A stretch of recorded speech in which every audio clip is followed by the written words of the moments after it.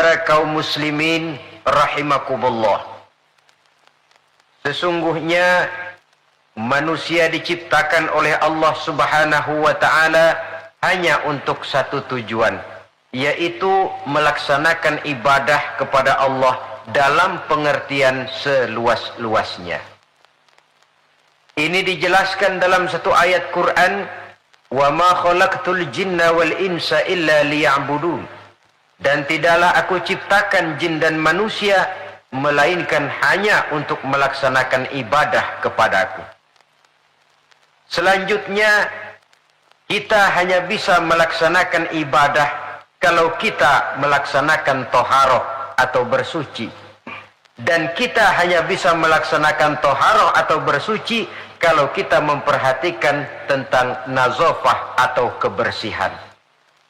Maka agama Islam sangat memperhatikan tentang kebersihan ini.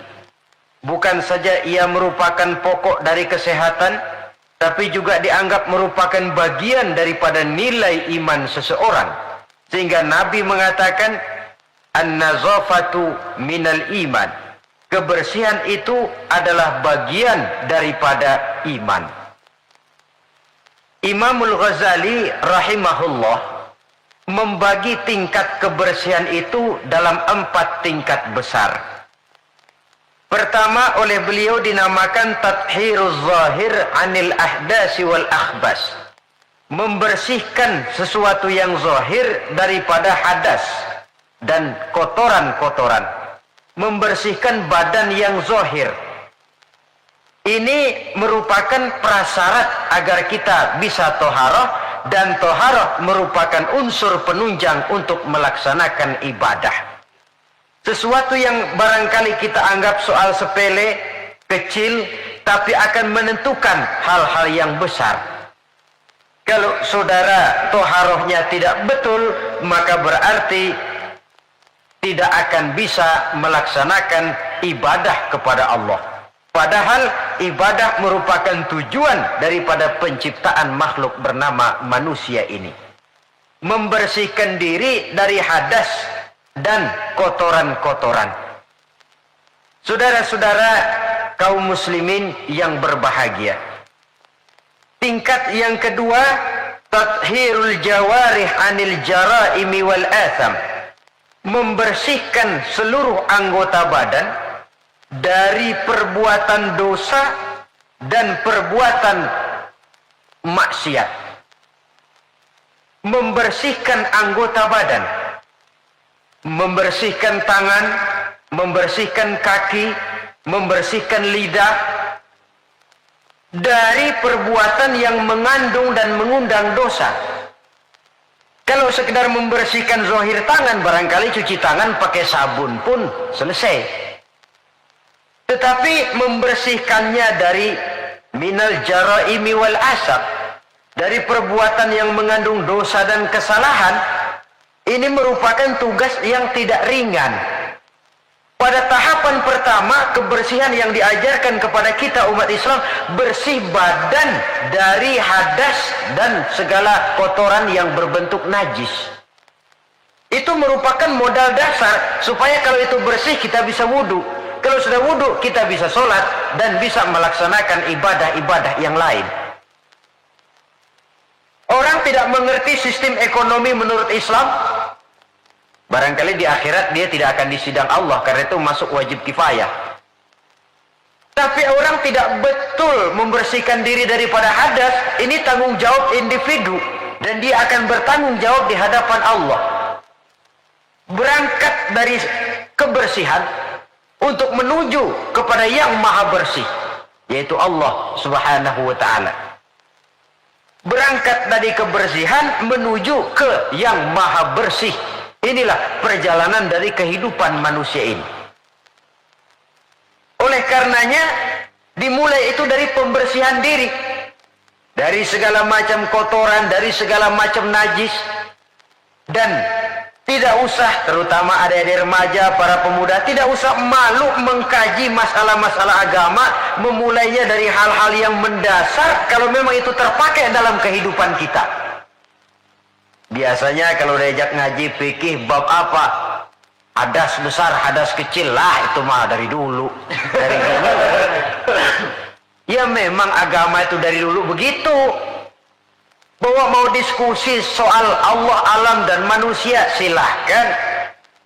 Bahwa mau berfilsafat tentang sistem ekonomi dan kebudayaan menurut Islam, oke. Tetapi hal-hal yang mendasar dan terpakai dalam kehidupan sehari-hari jangan dianggap remeh, karena banyak hal-hal kecil yang kita remehkan pada akhirnya menjelimet jadi urusan besar yang mencelakakan kita. Semuanya, gedung yang paling tinggi pun selalu mulai dari pondasi dan lantai dasar. Tiang yang paling tinggi sekalipun mulainya rendah dulu. Begitulah kehidupan beragama yang besar ini dimulai dari kebersihan. Sampai Imam Ghazali memuat satu hadis dalam kitab Ihya beliau, buniyad dinu 'alan nazafah. Agama ini dibangun di atas kebersihan. Lah, kebersihan apa? Pertama, kebersihan zahir. Jadi badan kita ini bersih dari ketempelan najis, dari ketempelan hadas yang bisa menghalangi kita bersuci. Dan tanpa kesucian itu akan menghalangi kita untuk melaksanakan ibadah kepada Allah. Nah, kalau itu sudah bersih, naik kepada kebersihan yang kedua sekarang. Lebih bersifat filosofis, tathhirul jawarih. Kalau badan sudah bersih dari kotoran-kotoran yang kelihatan, sekarang bersihkan anggota badan dari kotoran yang nggak kelihatan. Apa itu? Dosa, kesalahan. Dosa itu kan bakal jadi daki. Tahu daki? Yang kalau sudah berkarat dalam hati akan menjadi dinding yang membentengi dan membatasi kita dengan Allah. Apakah Allah jauh dari manusia? Tidak. Apakah Allah membatasi hubungan dengan manusia? Tidak. Yang membatasi manusia sendiri berupa lapisan-lapisan dosa yang dia kerjakan. Makin banyak dosanya, makin tebal dinding antara dia dengan Tuhannya. Dalam kondisi begitu, doa udah jauh banget dikabulin. Jadi kalau sudah berangkat dari kebersihan badan, melangkah yang kedua, anggota badan bersihkan dari kotoran yang nggak kelihatan. Apa itu? Anil jaraim, dari perbuatan dosa. Tangan bersihkan. Makanya tidak cuma sekedar lewat itu, lewat wudhu saja kita sudah diajarkan toh. Ketika membasuh dua tangan di awal wudhu, Allahumma inni as'alukal yumna wal barakah wa a'udzubika minasyu'mi wal halakah. Ya Allah, saya mohon kepadamu keberkahan di dua tangan ini ya Allah. Supaya tangan ini dibawa dagang untung, dibawa bertani panen, dibawa ngobyek gol. Tangan yang membawa berkah. Wa a'udzubika minasyu'mi wal halakah. Saya berlindung kepadamu ya Allah, jangan sampai tangan ini membawa bencana dan kesialan dan kerusakan. Tangan panas namanya. Dewana nempodan mati, pakai ngobek bantet, pakai nempeleng orang mati, tangan sial. Itu saja sudah mengarah kepada kebersihan dari kotoran-kotoran yang tidak kelihatan. Saudara-saudara dewasa ini, manusia disibukkan oleh masalah pencemaran lingkungan hidup. Sehingga nampaknya benar-benar sudah gawat. Dunia ini satu wujud yang kecil ketimbang planet-planet lainnya, planet bumi kita ini. Dan kita bersyukur bahwa oleh Allah kita ditempatkan di bumi yang memberikan kita apa yang kita perlukan. Coba kalau kita tinggal di bulan atau di Mars, unsur penunjang hidup kan tidak ada di sana. Jangankan untuk mengembangbiakkan keturunan, untuk melangsungkan kehidupan saja sudah sulit. Bumi yang kita tinggali ini, planet dunia ini, pada dasarnya memenuhi apa yang dibutuhkan oleh manusia. Air untuk minum, tumbuh-tumbuhan untuk bernaung, untuk dimakan, hewan dan sebagainya. Tapi setelah masuknya era industri dan pemakaian alat-alat modern, mulai terjadi penyalahgunaan berbagai sumber daya alam, lalu terjadilah apa yang disebut pencemaran alam. Orang mulai cemas, orang mulai bingung, orang mulai panik bahkan di sebagian tempat. apa ini? Berangkat dari tingkat kesucian yang kedua. Suci anggota badannya dari perbuatan dosa. Saudara hadirin yang saya hormati, hilangnya keseimbangan alam akan merugikan manusia. Dahulu ketika kita menghadapi musim banjir, orang bilang kepada saya, banjir Pak. Saya bilang iya. Tapi saya pikir-pikir bukan salah orang kok, salah air. Bukan salah air, saya bilang, salah orang. Salah orang bagaimana Pak? Iya, tempat air ditempatin. Giliran yang punya tempat datang nggak ngerti tempat gue lo kenapa di sini. Terjadilah yang namanya banjir. Artinya apa ini? Pemanfaatan dan penata kotaannya yang tidak terarah sehingga menyebabkan hilangnya keseimbangan alam. Bumi tercemar, udara tercemar, air tercemar, tumbuh-tumbuhan tercemar, kemudian hewan ikut kena yang namanya pencemaran.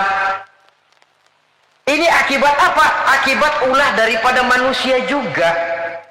Apa sih yang menyebabkan orang lalu tidak bisa menahan diri sehingga menimbulkan dampak negatif yang merugikan manusia itu sendiri?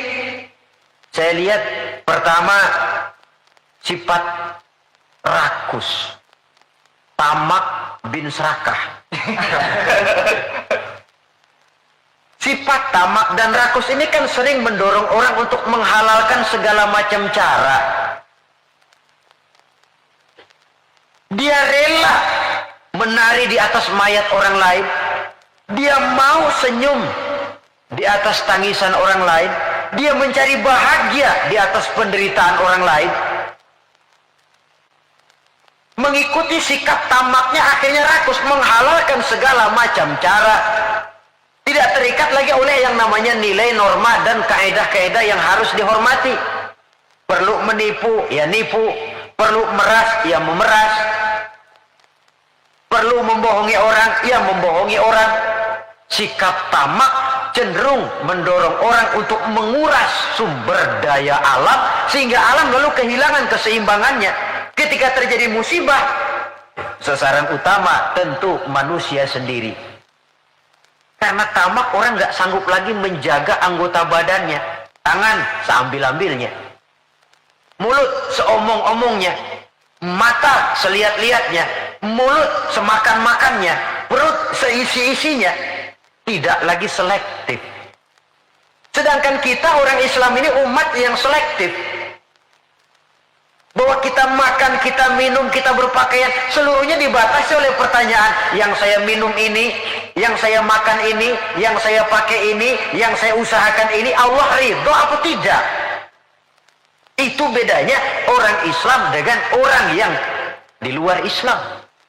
Ada kaidah dan norma yang membatasi dia, yaitu pertanyaan Allah ridho apa enggak.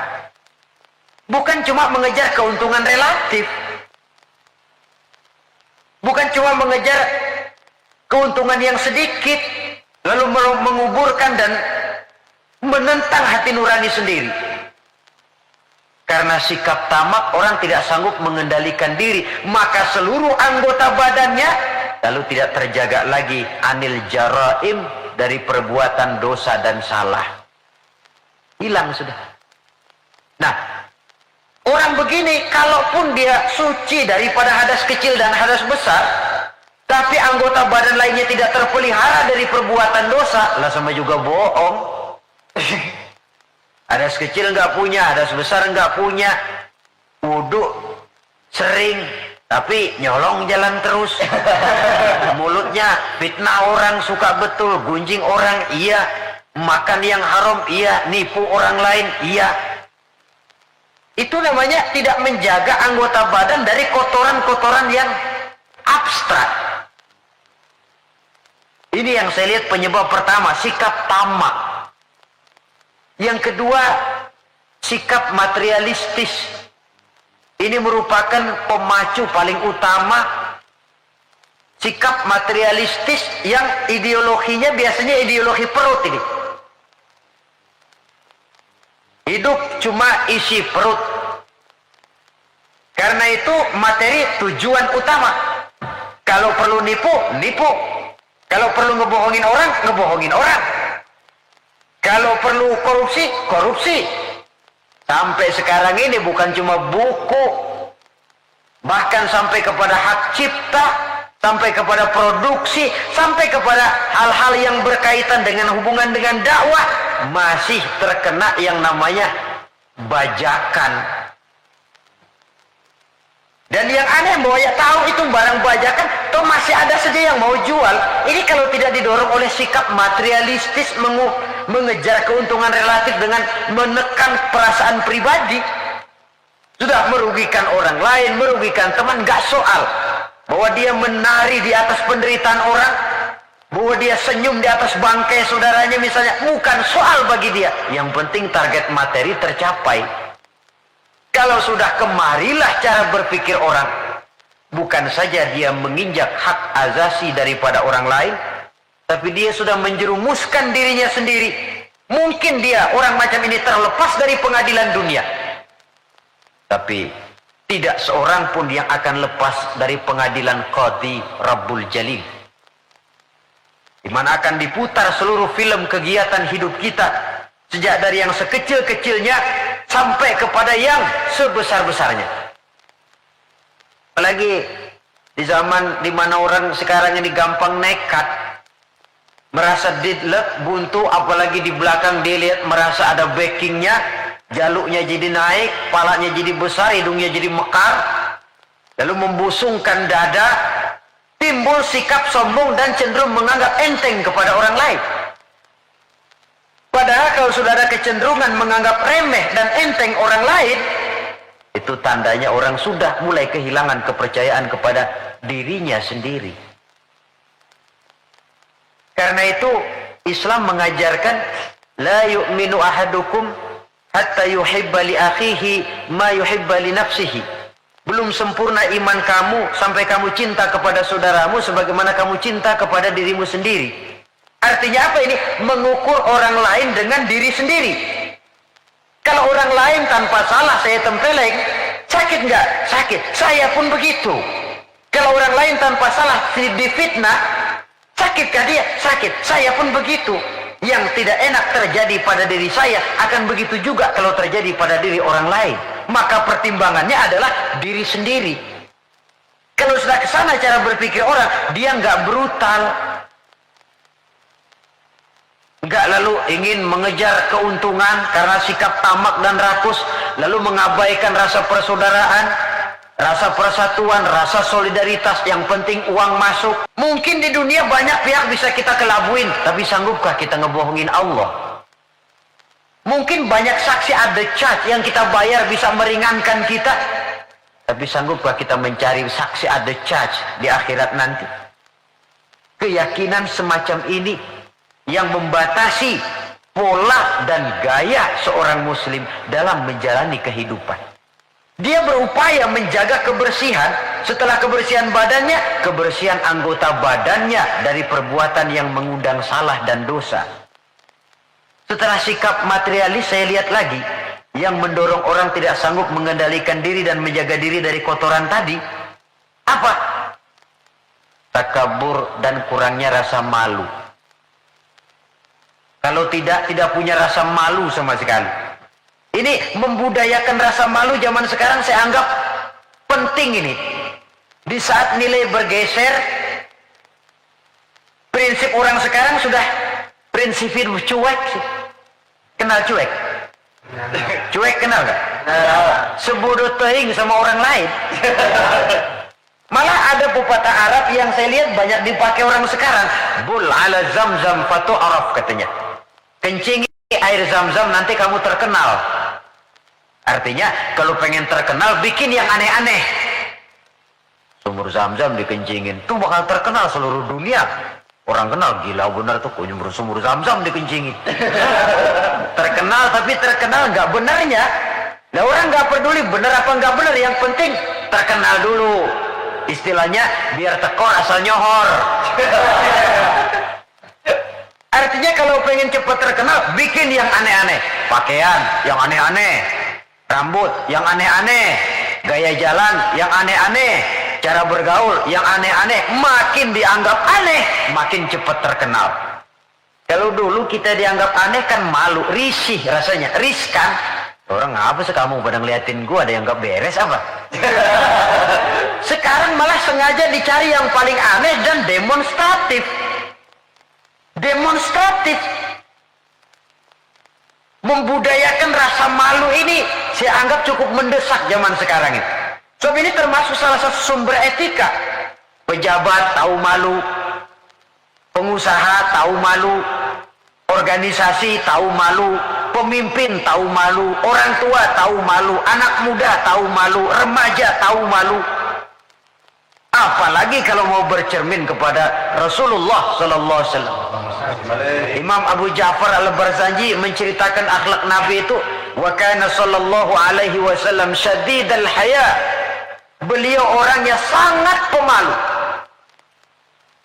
Dari saking malunya saja, pernah ketika remaja diajak memperbaiki Ka'bah naik ke atas, jubahnya tersingkap angin, kakinya kelihatan dengan orang di bawah, beliau turun muka pucat merah, keringat bercucuran karena kakinya kelihatan oleh orang di bawah, padahal orang yang di bawah laki-laki semua, malu. Saya lihat zaman sekarang malu nomor 18. Yang penting nyohor dulu. Kalau masih ada rasa malu kan masih ada semacam nilai yang harus kita indahkan. Tapi kalau sudah nggak ada rasa malu, tidak ada rasa menyesal, tidak ada rasa telah melakukan sesuatu yang tidak baik, itu akibatnya kalau sudah kehilangan rasa malu. Saudara-saudara kaum muslimin yang berbahagia, apa nasibnya agama umat ini kalau kita sudah kehilangan rasa malu? Perbuatan apa yang tidak akan negatif dan tidak akan mengarah setidak-tidaknya kepada perbuatan negatif kalau kita sudah tidak punya rasa malu? Nah, kalau orang sudah nggak punya rasa malu, sudah nggak punya timbangan, karenanya cuek. Tahu cuek? Masa bodoh aja dah. Orang mau bilang apa kek, yang penting kan untung, yang penting kan duit masuk, yang penting kan terkenal. Sehingga jangan heran kalau sekarang di kampung-kampung walau orang pakai baju kayak mau mentas di televisi saja. Padahal nggak kemana-mana.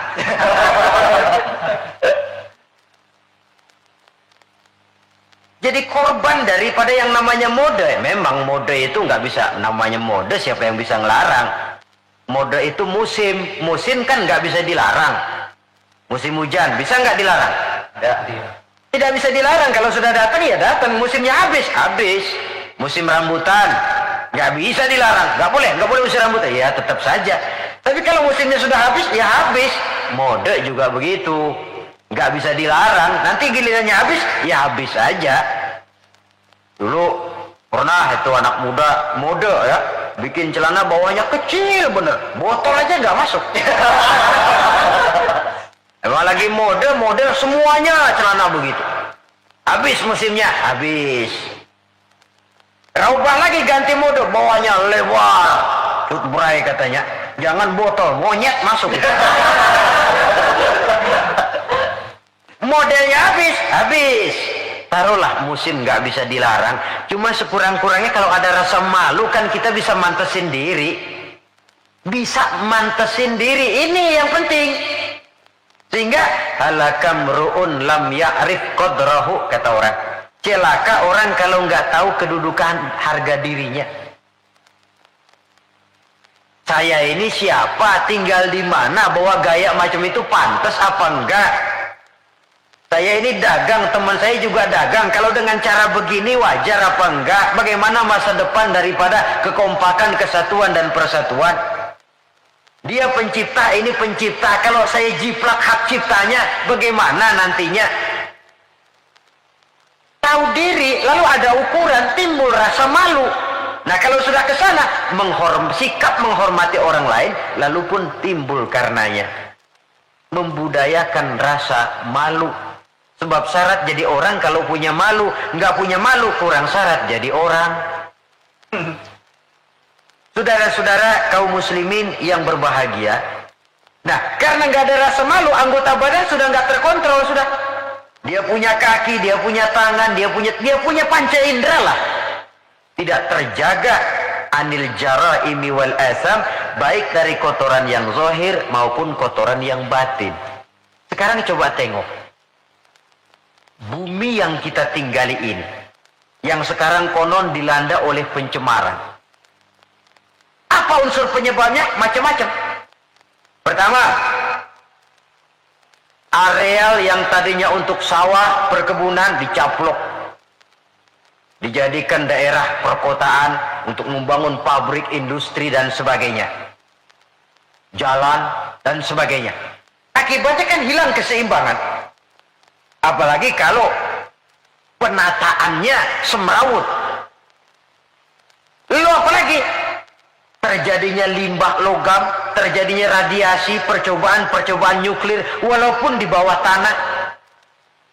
Contoh yang paling dekat sajalah, misalnya pabrik batu baterai. Itu kan limbahnya dia buang ke sungai. Lalu sungai itu kan airnya meresap. Kalau tidak dimakan ikan, limbahnya itu ya dihisap oleh tumbuh-tumbuhan. Nah, dari beberapa penyelidikan kemudian ternyata bahwa banyak tumbuh-tumbuhan menyimpan racun dari sebab radiasi tadi. Nah, tumbuhannya atau hewannya nanti dimakan oleh manusia. Akibatnya akan kembali kepada manusia itu sendiri. Belum lagi yang namanya pencemaran udara, pencemaran air. Di zaman sekarang orang sudah agak sulit mencari yang namanya air bersih. Masing-masing berlomba memperbesar jet pump, menyerot sekuat-kuatnya. Saudara hadirin yang saya hormati, begitulah kalau manusia sudah kehilangan rasa malu, dia cenderung melakukan dan menghalalkan segala macam cara untuk mencapai tujuannya. Dan kita sama-sama tahu, inilah prinsip orang-orang yang anti Tuhan, yaitu kaum komunis. Asal tujuan tercapai, cara apapun saja halal. Dan kita tidak diajarkan semacam itu. Tingkat kebersihan yang ketiga, menurut Al-Imamul Ghazali, tathhirul qalbi anil akhlaqil mazmumah. Menjaga kebersihan hati dari akhlak yang tercela. Ini sudah tingkat yang lebih tinggi lagi. Kita tahu bahwa tubuh manusia ini bisa kita ibaratkan seperti kerajaan. Yang menjadi raja adalah hati, sementara seluruh anggota badan cuma sekedar prajurit pelaksana.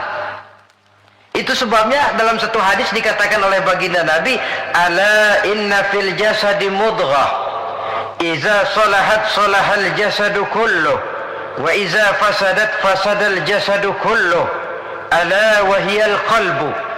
Ketahuilah bahwa dalam tubuh manusia ada segumpal daging. Kalau daging itu baik, seluruh tubuh akan menjadi baik. Kalau daging itu rusak, seluruh tubuh akan ikut menjadi rusak. Dan daging itu tidak lain adalah hati. Hati adalah komandan, jenderal. Sementara seluruh anggota badan yang lain merupakan prajurit pelaksana yang hanya patuh kepada komando jenderal. Kaki hanya bergerak kalau hati bilang jalan kau. Tangan hanya bergerak kalau dikomandoi oleh hati. Maka kalau hati baik, seluruh anggota badan akan mengarah kepada yang baik. Tapi kalau hati rusak, anggota badan akan mengarah kepada yang rusak juga. Tapi ini lalu tidak berarti orang harus berpikir terbalik. Kalau begitu, yang penting hati kita baik kan. Gak sembahyang juga kalau hati udah baik, nggak ngapa-ngapa udah. Itu pemikiran yang paling keliru. Karena bagaimanapun kita dalam beragama ini kan punya standar, punya ukuran. Standarnya siapa? Ya baginda Rasulullah. Beliau hatinya orang yang paling baik, tapi tetap sholat. Beliau orang yang hatinya bersih, tapi hukum halal haram tetap berlaku. Beliau orang yang hatinya sangat bening, tapi tetap puasa Ramadan dan sebagainya, ibadah-ibadah yang itu standar namanya. Kalau merasa hati sudah bersih, oh biar gua nggak sembahyang juga tapi hati kan bersih. Loh, Prinsip itu saja sudah menjelaskan ngeresnya hati. Saudara hadirin yang saya hormati, oleh karena itu membersihkan hati dari akhlak yang tercela ini merupakan tugas utama. Bahkan dijelaskan oleh Imamul Ghazali, penyakit zohir sangat jauh bedanya dengan penyakit hati, penyakit batin. Apa bedanya? Pertama, kalau penyakit zohir biasanya kita yang punya penyakit lebih tahu dari orang lain. Tapi kalau penyakit hati, penyakit batin, biasanya orang lain lebih tahu dari kita yang punya penyakit. Misalnya, kita punya bisul di belakang. Itu penyakit zohir kan? Kita tahu, orang lain nggak tahu. Enak temen datang bercanda, dia tepak aja belakang. Udah melintir-melintir kita. Dia nggak tahu, kita tahu. Penyakit zohir, kita yang punya penyakit lebih tahu dari orang lain. Tapi kalau penyakit hati, penyakit batin, kadang-kadang orang lain lebih tahu, kita yang punya nggak berasa. Misalnya sombong, ya. Kita nggak berasa, kita anggap wajar saja. Orang lain yang nilai, sombong sih kamu. Hasud, dengki, kita anggap wajar. Orang lain bilang, karangan hatimu, hasud betul sih, nggak seneng lihat orang lain dapat nikmat. Tetangganya beli TV aja meriang. Saudara hadirin, penyakit batin orang lain lebih tahu dari kita. Lalu apalagi bedanya?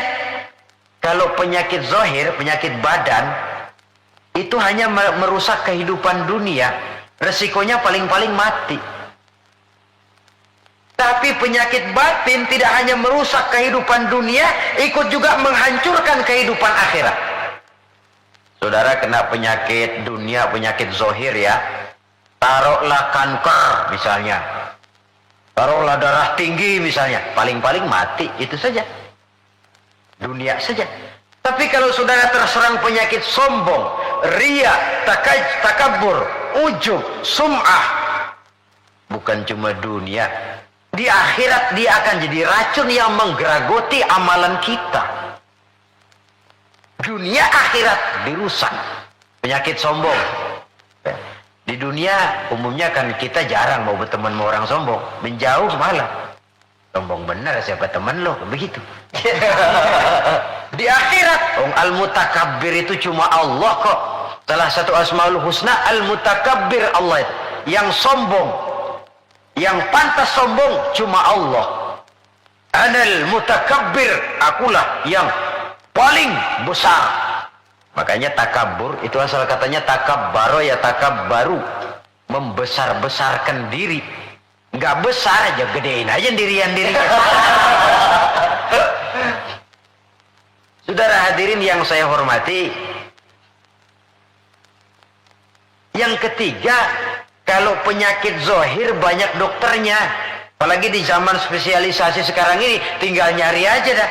THT, yang kanker, yang tulang, yang jantung, yang macam-macam penyakit, ada dokter spesialisnya. Tapi penyakit batin cuma agama dan kemauan dari orang yang bersangkutan untuk memperbaiki diri. Tanpa itu sulit untuk dirubah. Tanpa dekat dengan agama, tanpa kemauan yang kuat memperbaiki diri, orang sulit terobati dari penyakit-penyakit batin. Makanya kalau para dokter sangat serius melakukan penyelidikan, mencari penangkal obat, penangkal penyakit yang hanya merusak kehidupan dunia, apa kita nggak lebih sungguh-sungguh memusatkan perhatian, mengobati penyakit yang kalau diserang penyakitnya bukan cuma dunia, akhirat ikut bangkrut. Itu yang dinamakan dengan penyakit-penyakit batin. Saudara hadirin yang saya hormati, ada lagi di zaman sekarang orang berpikir, yang penting kan percaya saja sama Tuhan, lalu hati baik, sudah cukup. Loh, kalau memang percaya kepada Tuhan dan hati baik cukup, tidak perlu Allah sampai mengutus 25 Rasul ke alam ini. Sebab tanpa Rasul pun manusia bisa kok kenal Tuhan. Cuma Tuhan yang mana? Yang sebenarnya Tuhan atau cuma yang dipertuhan saja, yang bukan Tuhan tapi dianggap Tuhan. Tanpa mengutus rasul mungkin manusia percaya bahwa di luar kekuatannya ada super power yang manusia merasa bergantung ke sana, lalu menegakkan tata cara peribadatan untuk menghormati sang super power tadi. Tetapi percaya kepada Allah itu kan tidak cukup cuma sekedar percaya saja, lantas diiringi dengan pelaksanaan ibadah yang sasarannya untuk mencapai bersihnya hati ini. Saudara hadirin yang saya hormati, jadi tingkat yang ketiga kebersihan yang diajarkan, kebersihan hati. Biar badan kita bersih dari hadas kecil, hadas besar, tapi kalau hati kita kotor, ngeres, orengan hatinya.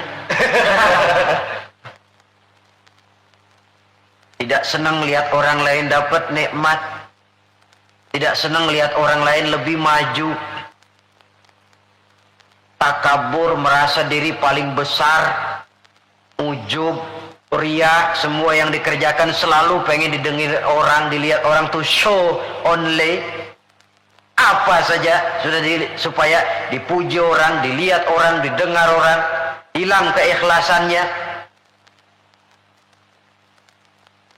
Bersih anggota badannya, tapi kotor hatinya. Ini kontras.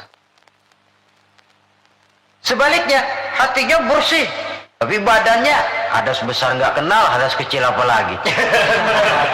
Wah, ya bagaimana bisa berhubungan dengan Allah?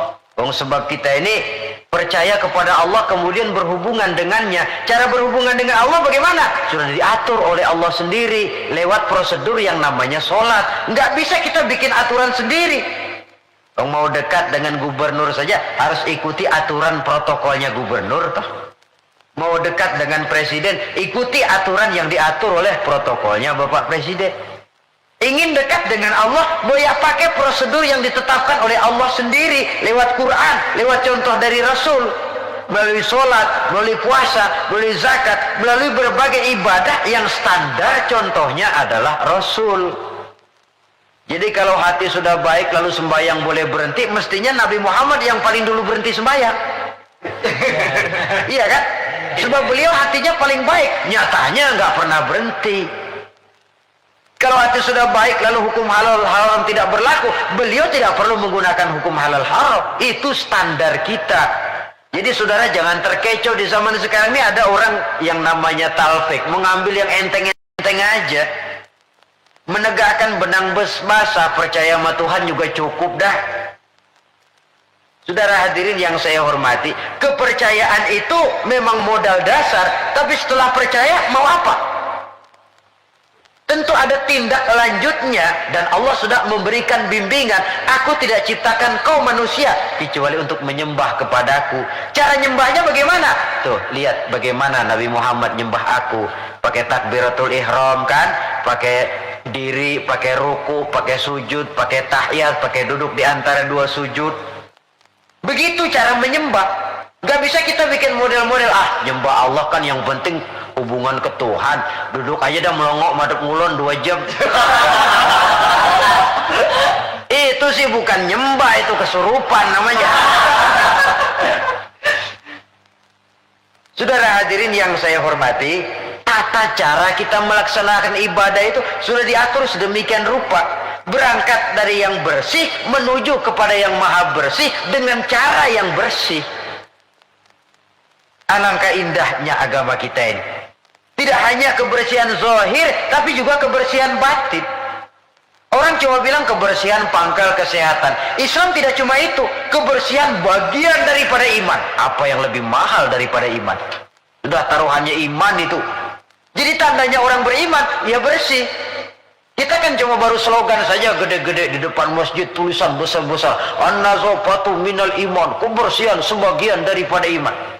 Tapi kadang kita masuk ke dalamnya, bukan main.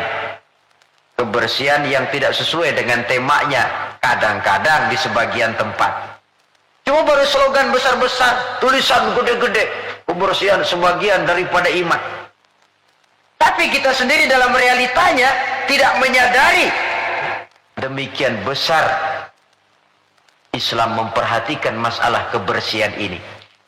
Oleh karena itu saudara, yang ketiga ini berat, menjaga kebersihan hati dari akhlak yang tercela. Caranya bagaimana? Menurut tuntunan orang-orang sufi ada 3 jalan. Pertama yang disebut takhalli, yang kedua yang dinamakan tahalli, dan yang ketiga dinamakan tajalli. Beda ha, kha, dan jim. Pertama kha, ada titiknya kan? Yang kedua ha, titiknya hilang. Yang ketiga ada titik lagi, jim. Takhalli artinya mengosongkan hati dari sifat yang tercela. Taruhlah kita belum bisa sabar, tapi marah kurangin. Taruhlah kita belum bisa jujur, tapi bohong kurangin. Orang yang nggak bohong belum tentu jujur loh. Ya, nggak bohong itu belum tentu jujur. Sebab ada orang nggak mau bohong, tapi nggak mau menyampaikan apa adanya. Bohong sih nggak, cuma apa adanya nggak dia sampaikan. Saudara hadirin yang saya hormati, itu yang disebut takhalli. Mengosongkan diri dari semua sifat yang tercela. Suka nipu orangnya dibuang, suka ngerugiin orangnya dibuang, takabur, riya, sombong dibuang. Itu yang namanya takhalli, mengosongkan diri dari semua sifat yang tercela. Kalau itu sudah tidak ada, lalu tahalli, hiasi hati yang sudah kosong dari sifat yang tercela tadi dengan sifat-sifat yang terpuji. Begitu takaburnya hilang, muncul tawadu, rendah hati. Begitu riyanya habis, ikhlasnya timbul. Begitu kufurnya hilang, syukurnya muncul. Tahalli namanya. Jadi ibarat rumah, habis kita sapuin, kita pajangin. Dekorasiin, didekor lah. Taruh yang pantas ini, foto di mana. Sebab bagus pun kalau nggak pada tempatnya, tentu tidak baik jadinya. Nah, kalau sudah tahalli, menghiasi diri dengan sifat-sifat yang terpuji, tajalli, nanti akan nampak kekuasaan Allah di hadapan kita. Diberikan oleh Allah sesuatu yang tidak diberikan kepada orang lain. Satu keistimewaan dari Allah Subhanahu wa ta'ala. Dan cerminnya itu hati, saudara-saudara. Kalau itu kotor, sudah kotor yang lain. Anggota badan ini cuma sekedar prajurit yang hanya patuh kepada komandan. Dan komandannya adalah hati. Raja dalam kerajaan tubuh manusia. Iya, tapi hati kan nggak kelihatan, Pak. Bagaimana nilainya? Yang tidak kelihatan bisa dinilai. Bisa. Dari mana? Ya dari anggota badan ini. Soal hakikatnya memang terserah Allah. Tapi kita lihat kan zohirnya. Karena anggota badan yang kelihatan toh digerakkan oleh hati. Jikalau hati itu baik, maka dia akan mengarah kepada gerak-gerak yang baik. Tapi jikalau hati itu jahat, tentu anggota badan ini pun akan mengarah kepada gerak dan perbuatan yang jahat juga. Nah, kemudian tingkat kebersihan yang tertinggi yang terakhir, yang keempat, tathhirus sirri amma siwallah, membersihkan diri, membersihkan seluruh rahasia dari yang selain Allah. Nah, ini sudah kelasnya para anbiya ini. Membersihkan diri dari yang selain Allah. Nah, apa orang kayak begini sudah nggak perlu dunia? Perlu, tapi ala kadarnya, dan dunia dia gunakan penunjang jalan menuju Allah. Semua kegiatan hidupnya tujuannya sudah Allah saja. Dan memang itu idealnya. Menjadikan Allah sebagai tujuan akhir dari seluruh kegiatan hidup kita. Cari nafkah buat apa? Kasih makan anak istri. Kenapa kasih makan anak istri? Kewajiban. Dari siapa kewajiban? Dari Allah. Itu kan namanya tujuan akhirnya Allah. Walaupun secara zahir kita katakan, saya cari nafkah buat anak istri kok. Tapi itu perintah Allah. Jangan menjadikan yang selain Allah sebagai tujuan akhir dari kegiatan hidup kita.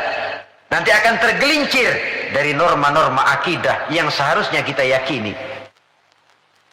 Membersihkan diri dari yang selain Allah. Menjadikan Allah sebagai tujuan akhir dari seluruh kegiatan hidupnya. Dan itu sesuai dengan kontrak kita kah? Inna solati wa nusuki wa mahyaya wa mamati lillahi rabbil alamin. Ibadahku, hidupku, solatku, matiku cuma untuk Allah Tuhan seru sekalian Allah. Sehingga walaupun kita mencari nilai-nilai dunia, memang tujuannya untuk menunjang kehidupan akhirat. Makanya Allah pesan dalam satu ayat, wabtaghi fima atakallahu ad-daral akhirata wa la tansa nasibaka minad dunya wa ahsin kama ahsanallahu ilaika wa la tabghil fasada fil ard innallaha la yuhibbul mufsidin. Dengan karunia yang diberikan Allah kepadamu, carilah akhirat, tapi jangan lupakan bagianmu di dunia ini. Cari akhirat, tapi jangan lupakan bagianmu di dunia ini. Wa ahsin kama ahsanallahu ilaika, dan berbuat baiklah sebagaimana Allah telah berbuat baik kepadamu. Jangan menebarkan kerusakan di permukaan bumi. Sesungguhnya Allah tidak suka kepada orang yang menebarkan kerusakan di permukaan bumi ini. Jelas sekali ayat ini. Di samping menganjurkan adanya keseimbangan dalam kehidupan kita, tetapi stresnya tetap saja cari akhirat. Namun jangan lupakan bagianmu pada kehidupan di dunia ini. Saudara, apabila 4 fase kebersihan ini kita telusuri, kemudian kita amalkan, pada tahapan pertama berusahalah supaya kita jadi orang yang bersih, baik dari hadas kecil maupun hadas besar. Syukur kalau saudara misalnya sudah biasa hidup, membiasakan mempunyai wudhu dalam hidup ini. Sebab tidak cuma untuk sholat, utamanya memang itu, tapi mau pergi dagang wudhu dulu, bagus. Mau berangkat kerja wudhu dulu, bagus. Untuk sesuatu yang tujuan yang bersih, harus kita mulai dari sesuatu yang bersih juga. Nah, dari situ kita lalu meningkat, berusaha menjaga kebersihan anggota badan. Berusaha supaya tangan ini jangan mengundang dosa, supaya mata ini jangan mengundang dosa, supaya kaki ini tidak melangkah ke tempat yang bisa membawa dosa, supaya perut ini tidak kemasukan barang yang mengandung dosa. Baru kalau sudah begitu, pada tahapan yang ketiga, hati. Itu sudah klimaksnya. Kalau dia sudah berakar menjadi hati yang bersih dari akhlak yang tercela, itulah nilai kebersihan yang paling ideal di dalam kehidupan kita. Ternyata teori mens sana in corpore sano katanya. Akal yang sehat terdapat pada badan yang sehat. Tidak selamanya benar. Buktinya apa? Wong maling sekarang badannya sehat-sehat kok. Siapa bilang kalau badan sehat lalu akal sehat? Tidak mesti. Katanya akal yang sehat terdapat pada badan yang sehat. Belum tentu juga. Bukti yang jadi maling badannya sehat-sehat, tapi hatinya kok ngeres. Ini berarti bahwa memang kebersihan itu harus berangkat dari hal yang mendasar untuk sampai kepada puncaknya membersihkan hati. Di situ sumbernya, karena hati sekali lagi merupakan raja dalam kerajaan tubuh manusia. Kalau rajanya sudah angkara murka, kalau rajanya sudah biadab, maka seluruh rakyatnya, anggota badan ini akan mengarah kepada yang biadab juga jadinya. Tetapi lagi-lagi, bahwa usaha pembersihan hati ini harus melalui jalan yang telah dicontohkan oleh standar dalam kehidupan beragama, yaitu Nabi kita Muhammad sallallahu alaihi wasallam. Itu saja patokannya. Beliau sholat, kita sholat. Beliau puasa, beliau puasa. Beliau zakat, kita zakat. Jadi kalau orang sudah mengaku hatinya sudah bersih, tahu segala apa saja, tapi nggak sholat, oh nggak cocok sama standar. Nggak usah diikutin kan gitu toh. Jadi ada barometer. Oh ngakunya Mbak Ano, pinter Ano, tahu keadaan orang. Puasa nggak Ramadan? Kagak, nggak cocok sama standar. Nggak cocok sama standar. Itu saja. Gampang kok, kita punya barometer, ada ukuran. Kalau orang sekarang ini gampang dikelecehin sih. Apalagi dia nggak punya standar, udah telap bener dah. Saudara hadirin yang saya hormati, standar dalam kehidupan beragama tidak lain baginda Nabi.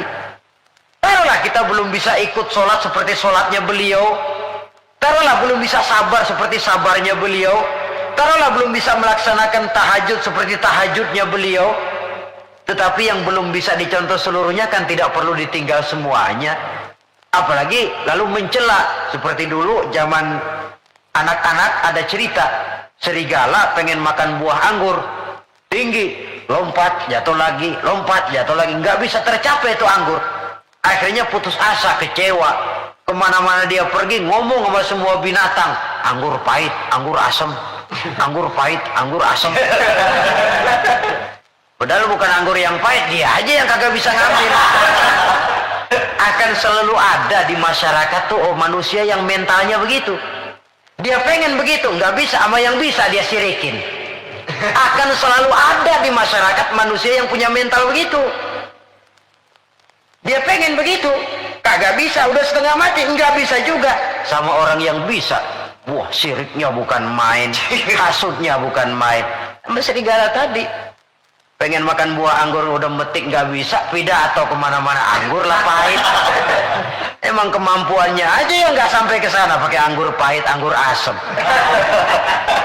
Orang menghina sesuatu bukan karena sesuatu yang dihina itu jelek, tapi karena dia nggak bisa berbuat begitu. Lalu yang lebih celaka lagi mempengaruhi orang supaya berpendapat begitu, kayak serigala tadi. Udah dia kesel sama orang, orang lain dia undang supaya kesel juga sama tuh orang. Kan nggak bener ini, marahan pakai ngebon.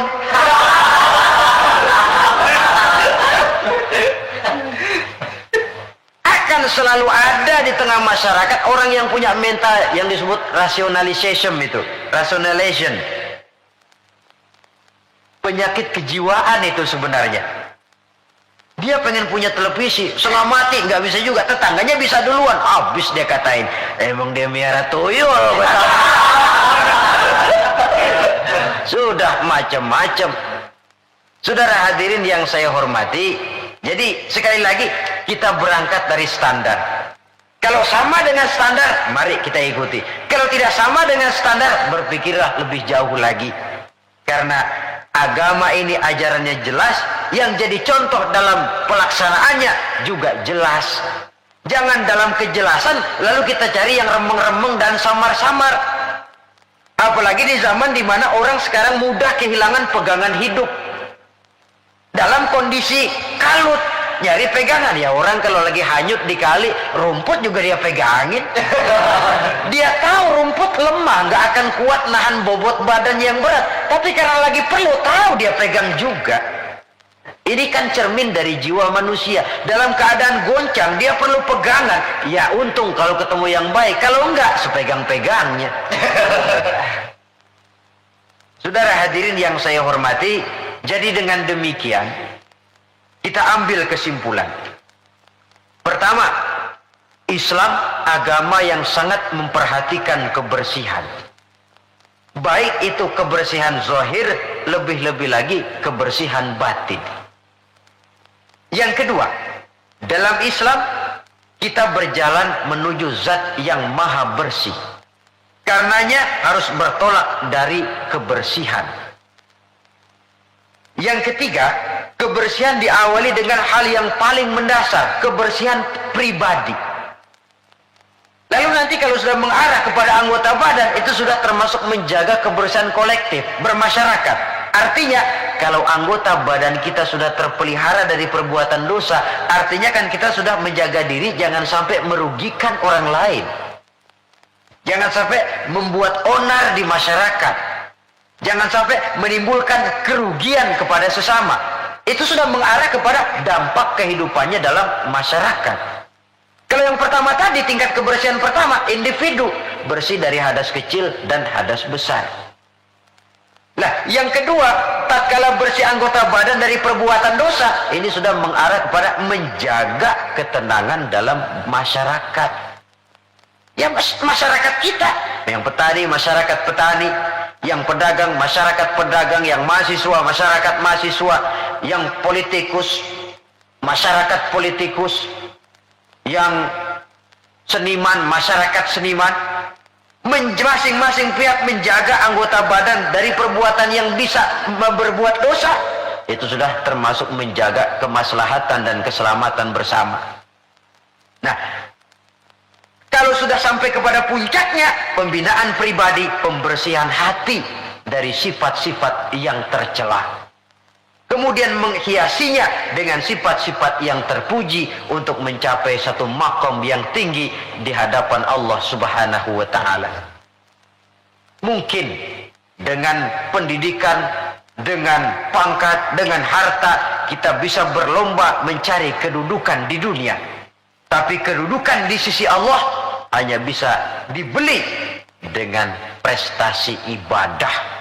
Yang prestasi ibadah itu akan membentuk hati yang baik. Jadi dengan kata lain, antara pelaksanaan ibadah dengan hati yang baik itu berkaitan. Kalau tidak, salah satunya sulit untuk terwujud. Artinya dari hati yang baik timbul semangat ibadah. Dari semangat ibadah, hati lalu menjadi baik. Ada semacam interaksi. Oleh karenanya saya berharap dari pertemuan kali ini, marilah kita sama-sama menjaga diri, baik dari kotoran zahir maupun kotoran batin. Menjaga kebersihan diri, rumah tangga, lingkungan, masyarakat, bangsa dan negara kita demi untuk kemaslahatan bersama. Sekian dan demikianlah. Dan pada akhirnya sebagai uraian penutup Al-Baqarah 172, Allah Subhanahu wa taala berfirman, "Ya ayyuhalladzina amanu kulu min thayyibati ma razaqnakum washkuru lillah in kuntum iyyahu ta'budun." Hai orang-orang yang beriman, makanlah kamu dari yang baik-baik dari rizki yang telah kami berikan kepadamu dan bersyukurlah kepadanya, dan hanya kepadanya lah hendaknya kamu menyembah dan beribadah. Terima kasih. Wassalamualaikum warahmatullahi wabarakatuh. Waalaikumsalam warahmatullahi